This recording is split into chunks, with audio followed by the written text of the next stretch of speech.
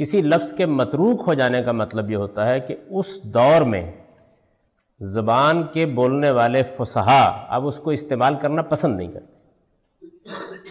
یعنی ٹک کا لفظ جو ہے یہ متروک ہے، یہ شاذ نہیں ہے، یہ متروک ہے. متروک کا مطلب یہ ہے کہ اچھی اردو بولنے لکھنے والا اگر اب اس کو استعمال کرے تو غلط کرے گا، جبکہ شاذ کا استعمال غلط نہیں ہوتا. ایک لفظ کو میں نے اٹھایا، وہ عام طور پر اب اس معنی میں نہیں بولا جاتا، عام طور پر نہیں بولا جاتا، اور اس کو اٹھا کر میں نے استعمال کر دیا اس میں. یہ ہے شاذ لفظ کا استعمال. متروک کا مطلب یہ ہوتا ہے کہ اس لفظ کو فصحا نے بالاجماع ترک کر دیا بولنا، یعنی اس کا بولنا غلط سمجھا جاتا ہے، اس کو متروک کہا جاتا ہے. تو قرآن مجید کا کوئی لفظ متروک نہیں ہوا ابھی تک. یعنی متروک ہو جانے کا مطلب ہے اس لفظ کا استعمال ہی ختم کر دیا جائے. وہ ہو نہیں سکتا، اس لیے کہ قرآن تو شب و روز پڑھا جا رہا ہے نا، عربی زبان پر، اس کے ادب پر اس کے بے پناہ اثرات ہیں. لیکن لفظ قرآن میں جس معنی میں استعمال ہوتا ہے اب وہ عام طور پر اس معنی میں استعمال نہیں ہوتا، یہ بہت ہوتا ہے. متروک ہو جانا ایک بالکل الگ چیز ہے. متروک کا مطلب یہ ہے کہ فصحاب اس کو استعمال کرنا غلط سمجھتے ہیں.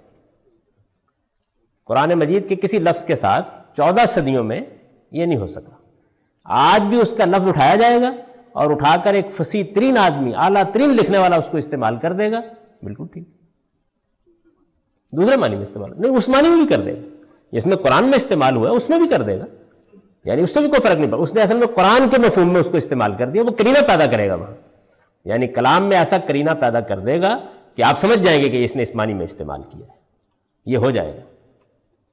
تو ایسی بہت سی تعبیریں ہوتی ہیں کہ جو بعض اوقات ایک اچھا لکھنے والا اٹھاتا ہے. مثلا دیکھیے میں اس کی آپ کو مثال دوں.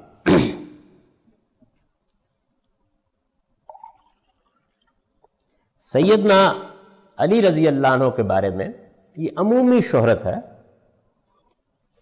کہ وہ بڑے قاضی تھے، یعنی نازک سے نازک معاملات میں فیصلہ کر دیتے تھے. ان کے بعض فیصلوں کی مثالیں دی جاتی ہیں، اور بعض موقعوں کے اوپر، نازک موقعوں پر ایک چیز سلجھ نہیں رہی، ایک قضیہ ذرا پیچیدہ ہو گیا ہے، تو اس میں ان کی طرف رجوع کیا گیا تو انہوں نے اس کو حل کر دیا. یہ ایک عمومی عربی ادب کی روایت ہے.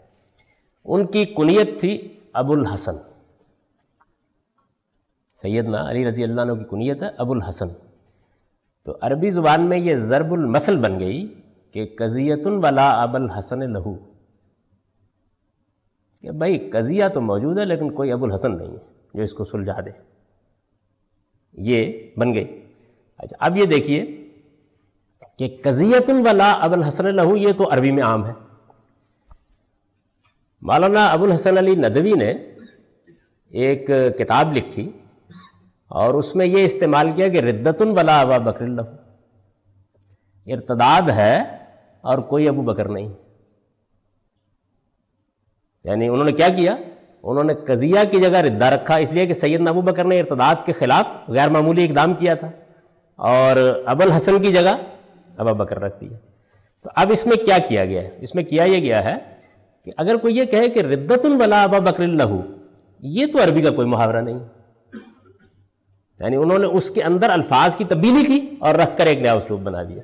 اس کے بارے میں ایک دلچسپ واقعہ بھی ہے، خود مولانا علی امین نے لکھا ہے کاروان زندگی میں، کہ میں جب رابطہ کے اجلاس سے فارغ ہوا تو اس زمانے میں، یہ اس زمانے کے خمینی ہیں، یعنی انقلاب کے امام خمینی نہیں، جس زمانے میں جلاوطن تھے، اور سعودی عرب میں بھی اور عراق میں بھی کافی انہوں نے وقت گزارا. تو کہتے ہیں میرا ہاتھ انہوں نے پکڑ کے مجھ سے کہا کہ ضرب المثل تو یہ تھی کہ قضیۃ ولا ابو الحسن لہو. تو انہوں نے کہا کہ نہیں، مجھے قضیہ نہیں، اس وقت ارتداد پر بحث کرنی تھی. اس کا انہوں نے جواب دے دیا. تو ایک خوبصورت تعلیف انہوں نے اس سے اختیار کر لی. اب یہ چیز بھی زبان کے اندر ہوتی رہتی ہے، یعنی ایک محاورے یا ضرب المثل کو لیا، اس کے اندر تبدیلی کی، اور اس کے ابلاغ میں کوئی دقت نہیں ہوئی. یعنی یہ اب کوئی یہ نہیں ہے کہ متروک کسی اسلوب کو یا کوئی نئی چیز یا قیاس کر لیا گیا ہے. یہ ادب کے اندر اسالیب پیدا ہوتے رہتے ہیں اور نئی نئی شکلیں اختیار کر لیں. بڑی خوبصورت انہوں نے تعلیف بنا دی، ردۃ ولا ابو بکر لہو، کہ ارتداد ہے اور کوئی ابو بکر اس وقت نہیں ہے. تو یہ چیز بھی ہوتی رہتی ہے. تو کسی چیز کے متروک ہو جانے کا مطلب جو ہے وہ یہ نہیں ہوتا کہ لفظ شاذ ہے، اس کا مطلب یہ کہ فصحاء نے اس کو استعمال کرنا بند کر دیا اس بارے میں۔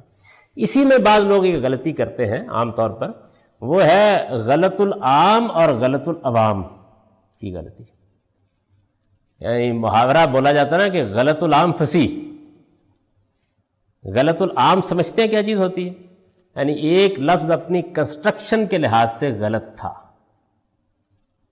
بننے کے لحاظ سے غلط تھا، قیاس کے لحاظ سے غلط تھا، اہل زبان اس کو اس طرح نہیں بولتے تھے۔ اس کے بعد کیا ہوا؟ اس کے بعد لوگوں نے اس کو غلط بولنا شروع کر دیا۔ اچھا، پہلے مرحلے میں بڑے بڑے فصحاء ناک منہ چڑھاتے رہے یہ غلط ہے، ایسے نہیں بولتے، اور آہستہ آہستہ ان کے بچوں نے بھی بولنا شروع کر دیا، اور کچھ دیر کے بعد فصحاء نے بھی بولنا شروع کر دیا۔ تو جب نوبت کسی غلط لفظ پر یہ آ جائے تو اس کو کہتے ہیں غلط العام، یعنی یہ ایسی غلطی ہے کہ جو اب علماء فصحاء سب کے لیے عام ہو گئی۔ مثلا دیکھیے ہماری اردو زبان میں لفظ ہے، آپ نے کبھی کھائی ہوگی اور بچوں کو کھلائی بھی ہوگی، کلفی، کھاتے ہیں کبھی؟ یہ لفظ اصل میں تھا کفلی، بند ہوتی ہے نا، کفل جانتے ہیں نا، یعنی اصل میں جب لفظ نے اپنا سفر شروع کیا تو یہ تھا کفلی، اور یعنی کم و بیش 2 صدیوں کی اردو زبان میں فصحاء کفلی ہی بولتے تھے۔ اب اس کے بعد کفلی کے لام اور فے نے آپس میں تبادلہ کر لیا، اور پہلے مرحلے میں صاف معلوم ہوتا ہے کہ کفلی جو بہت کھاتے ہیں انہوں نے کلفی کیا ہوگا، اور تھوڑا عرصہ نہیں گزرا کہ اس کے بعد اب کلفی ہو گئی، تو یہ غلط العام ہو گیا۔ یعنی اب اگر اس کو کوئی آدمی اس کے اصل پر بولے کہ میں تو ابھی کفلی کھا کے آیا ہوں، تو صورتحال خراب ہو جائے گی۔ ایک لفظ آپ نے سنا ہوگا کہ پاکستان کے صدر نے اس دفعہ بڑے تمغے تقسیم کیے، اصل لفظ کیا تھا؟ تغمہ، اور یہ ترکی زبان کا لفظ تغمہ، لیکن ایک زمانے میں فصحاء اصرار کرتے تھے کہ تغمہ ہی بولا جائے گا۔ اردو زبان کے فصحاء اس کو تمغہ بولنا غلط سمجھتے تھے، تغمہ ہی بولا جائے گا۔ لیکن اب کیا ہوا ہے؟ آپ ذرا تغمہ بول کے دکھائیے، تو یہ غلط العام ہو گیا، یعنی لفظ اپنی کنسٹرکشن کے لحاظ سے، اصل کے لحاظ سے تغمہ ہی، اسی طرح لفظ اپنی اصل کے لحاظ سے کفلی ہی ہے، یہ غلط العام ہے۔ اس غلط العام پہ تاریخی تحقیق کر کے اس کو درست کرنا یہ غلط ہوتا ہے۔ اچھا، ایک ہے غلط العوام۔ غلط العوام کا مطلب یہ ہے کہ ابھی کفلی کلفی لوگوں کے لیے بنا نہیں، کچھ عوام بولنے لگ گئے، خواص نہیں بولتے۔ یعنی آپ کسی اچھے آدمی کی مجلس میں جائیں یا اچھے ادیب کے پاس بیٹھیں، ابھی یعنی دور وہ ہے، لیکن لفظ کفلی تھا، تو ایک زمانہ وہ ہوگا نا کہ جس میں سب کفلی بولتے ہیں، ایک زمانہ وہ ہے کہ جس میں فصحاء، ادباء، علماء، پڑھے لکھے لوگ وہ تو کفلی بولتے ہیں لیکن عوام کلفی بولنے لگ گئے ہیں، اور ایک تیسرا دور وہ آئے گا کہ جس میں سب کلفی بولنے لگ گئے بلکہ کھانے لگ گئے۔ تو پہلے دور میں کفلی ہی بولنا صحیح ہوگا، دوسرے دور میں بھی وہ غلط العام نہیں ہے، غلط العوام ہے ابھی، یہ بات واضح ہوئی۔ اور تیسرا دور وہ آئے گا کہ جس کے اندر غلط العام فصیح ہو جائے گا۔ جوش بلی آبادی کا نام سنا ہوگا آپ نے، وہ تقسیم کے بعد مولانا ابوالکلام آزاد سے ملنے کے لیے گئے، اور مولانا ابوالکلام آزاد بہرحال کوئی معمولی لوگوں میں سے نہیں ہیں۔ ڈاکٹر ذاکر حسین نے کہا تھا کہ اردو زبان کو ہمیشہ اس بات پر فخر رہے گا کہ وہ ابوالکلام کے قلم سے لکھی گئی اور ان کی زبان سے بولی گئی۔ تو انہوں نے رخصت، جوش کو رخصت کیا، وہ پھٹ آدمی تھے جوش، تو انہوں نے رخصت کیا، تو رخصت کرتے ہوئے انہوں نے کہا کہ آپ گاہے گاہے تشریف لاتے رہیے، آپ سے تو ہماری پرانی یگانگت ہے۔ تو جوش نے کہا کہ مولانا آپ بھی یگانگت بولتے ہو؟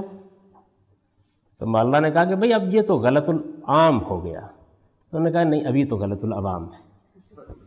تو یہ غلط العام اور غلط العوام کا فرق ہے، اس لیے کہ صحیح لفظ جو ہے وہ یگانگت نہیں ہے، صحیح لفظ یگانگی ہے۔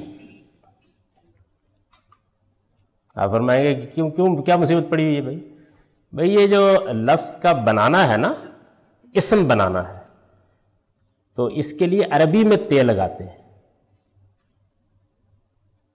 یعنی نصرہ کا مطلب ہے نا مدد کرنا، تو نصرت آپ نے بنا لیا۔ رحمہ کا مطلب ہے رحم کرنا، تو رحمت آپ نے بنا لیا۔ ودہ کا مطلب ہے محبت رکھنا، تو مودت آپ نے بنا لیا، یعنی عربی میں تے لگاتے ہیں لفظوں کے اوپر، فارسی میں جب حاصل مصدر بنانا ہو تو تے نہیں لگاتے، یہ لگاتے ہیں۔ تو یگانہ تو عربی کا لفظ نہیں ہے نا، اس لیے اس کو جب آپ بدلیں گے تو اس کو یگانگی ہونا چاہیے۔ یگانگت تو تب بنے گا جب کہ یگانہ کو ثابت کیا جائے کہ وہ عربی ہے، وہ فارسی ہے، تو فارسی میں یگانگی ہوگا، یگانگت نہیں ہوگا۔ انفرادیت ٹھیک ہے، اس لیے کہ عربی کا لفظ ہے نا، تو جتنے بھی عربی الفاظ ہیں ان کو آپ تے لگا کے بنا سکتے ہیں، لیکن فارسی الفاظ کو نہیں بنا سکتے۔ اچھا، اب تھوڑا عرصہ گزرتا چلا جائے اور سارے علماء فصحاء جتنے ہیں وہ یگانگت ہی بولنے لگ جائیں، تو پھر کیا ہو جائے گا؟ پھر یہ غلط العام ہو جائے گا، ہے تو غلط، یعنی اس کے غلط ہونے میں تو دو رائیں نہیں ہو سکتی، وہ غلط ہے لیکن لوگوں میں رائج ہو گئے۔ جیسے ہمارے یہاں عام غلطی ہے نا، لوگ بولتے ہیں ناراضگی، بلکہ ان دنوں تو میں ایک لفظ ہوتا فوتیدگی، پھر اس کے بعد مزید مخفف ہو گیا ہوگا فوتگی۔ یہ کبھی میری سمجھ میں نہیں آیا کہ یہ کیا کمال ہے، یعنی بھئی ایک سیدھا سادہ لفظ ہے وفات، آپ بول لیں فلاں صاحب کی وفات ہو گئی، فوتیدگی ہو گئی۔ میری مرحومہ نانی تھیں، تو میرے ایک چچا کا نام تھا لطیف، جب بھی وہ ان کو ملنے کے لیے آئے تو کہتے انتیف۔ اب یہ بڑا مسئلہ تھا کہ بھی لطیف بہت آسان ہے، انتیف کیسے بن گیا؟ یعنی انتیف میں بڑی مشکل ہے، لیکن یہ بہرحال انسانی اذواق کا معاملہ ہے، یعنی اس میں کوئی آپ کہہ نہیں سکتے کہ کیا ہوگا۔ تو فوتیدگی، اس سے فوتگی، دونوں غلط ہے، کوئی وجہ نہیں ہے دونوں کی۔ آپ وفات کہیے، موت کہیے، وفات ہو گئی، فوتگی ہو گئی تھی، اتھے گیا سمجھ، جب اردو میں بھی فوتگی ہو گئی تھی۔ تو ناراضگی، اب ناراضگی تو کوئی لفظ نہیں، عربی فارسی زبان کا قاعدہ یہ ہے، گی جو ہے یہ تو عربی نہیں ہے نا، فارسی ہے، تو اس کا قاعدہ یہ ہے کہ اگر لفظ کے آخر میں ہے ہوگی تو وہ گی میں بدل جائے گا۔ دیوانہ سے دیوانگی، فرزانہ سے فرزانگی، ٹھیک ہے نا؟ لیکن کبھی آپ نے بولا علمگی، نہیں بولتے نا، بیچارے ناراض کو کیا ہوا ہے کہ وہ ناراضگی ہو جاتا ہے، ناراضی بولیے، یعنی سیدھا سادہ ناراضی بولیے۔ تو اب کوئی آدمی کہتا ہے ناراضگی، یہ غلط العام ہے، نہیں، یہ غلط العوام ہے، یعنی اچھے فصحاء ادباء اردو زبان کو اچھا بولنے والے لوگ کبھی ناراضگی نہیں بولتے، ناراضی بولیں، ناراضی لکھیں گے، ناراضگی نہیں بولتے۔ لیکن عین ممکن ہے کہ جو صورتحال اردو زبان کے ساتھ ہو رہی ہے اس کے نتیجے میں اور 40-50 سال کے بعد ناراضی بولنے والے لوگوں کو پاکستان سے نکال دیا جائے، بھئی یہ تو اب ناراضگی ہے۔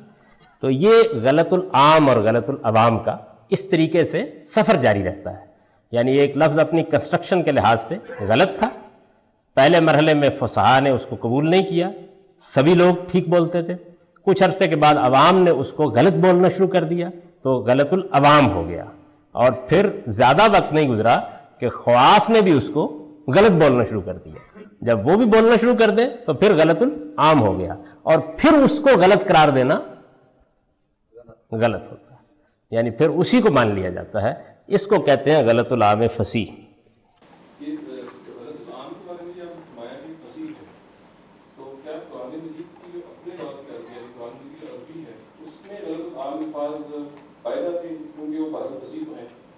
نہیں استعمال نہیں کیا میں نے، تو آپ سے عرض کیا کہ ایزن کا لفظ پایا جاتا ہے، قرآن کو تو اگر لفظ کی کنسٹرکشن پہ ذرا سا اعتراض ہو جائے تو استعمال نہیں کرتا، یعنی وہ قرآن کا ذوق ہے کہ لفظ کو وہ کیسے اٹھاتا ہے۔ جیسے میں نے دیکھا ہے بارہا ہمارے جو اردو شاعر ہیں ان میں علامہ اقبال کا لفظ کے استعمال کا ایک خاص ذوق ہے، یعنی ان کی لفظیات بانگ درا کے بعد ایک خاص ڈکشن اختیار کر لیتی ہے، تو وہ بعض اوقات لفظ کو چھوڑ دیتے ہیں حالانکہ وہ استعمال ہو سکتا تھا، وہ لکھا ہوا اچھا نہیں لگتا، یعنی یہاں تک نازک اور حساس ہے، کیا وہ محسوس کرتے ہیں کہ یہ لفظ لکھا گیا تو اچھا نہیں لگے گا، بولا گیا تو اچھا نہیں لگے گا، یعنی یہاں تک، حالانکہ وہ لفظ بالکل ٹھیک ہوتا ہے، فصیح ہوتا ہے، لیکن وہ نہیں استعمال کرتے، اس لیے کہ لفظیات کے بارے میں بہت حساس ہے بات کے دور میں آ کے۔ تو جناب اب قرآن کا بھی کوئی لفظ غلط العام ہوا ہے، مطلب ہے کہ کسی نے اس کو بولنا ایسے شروع کر دیا ہو جگہوں پہ؟ جو سلینگس ہوتے ہیں جی ان میں تو ہو جاتے ہیں استعمال بہت سے، لیکن اچھی جو عربی لکھنے بولنے والے لوگ ہیں وہ نہیں کرتے ایسا۔ تو قرآن کے کسی لفظ کو متروک بھی نہیں؟ ایسا ہوا نہیں، اس کی وجہ قرآن کا بہت پڑھا جانا ہے نا، قرآن مجید بہت پڑھا جاتا ہے، ایسا تو نہیں کہ لوگوں نے مسلمانوں نے کہیں رکھ دیا ہے علماء ادباء فصاحہ، اچھا وہ زبان کا ماخذ ہے اس لیے بار بار اس کی طرف رجوع کرنا پڑتا ہے، تو کوئی لفظ متروک نہیں ہوا۔ البتہ بعض الفاظ ایسے ہیں کہ جو اس معنی میں عام زبان میں اب استعمال نہیں ہوتے۔ لیکن آپ نے کہا تھا نا کہ عربی جو قرآن کی ہے وہ بولی تو کہیں نہیں جاتی ہے، تو پھر ہم یہ کیسے فرق کریں گے کہ یہ اس میں لفظ کا مسئلہ نہیں ہے، وہ اسلوب کا مسئلہ ہے، وہ بات کیسے کرتا ہے، یعنی وہ تو اس لیے میں نے اس کی مثالیں دی آپ کو کہ وہ طریقے جو ہے وہ اب ختم ہو چکے ہیں، وہ استعمال نہیں ہوتے۔ لفظ تو ہوتے ہیں نا، مفرد لفظ ہے وہ چل رہے ہوتے ہیں، ان کا جاری رہتا ہے سفر۔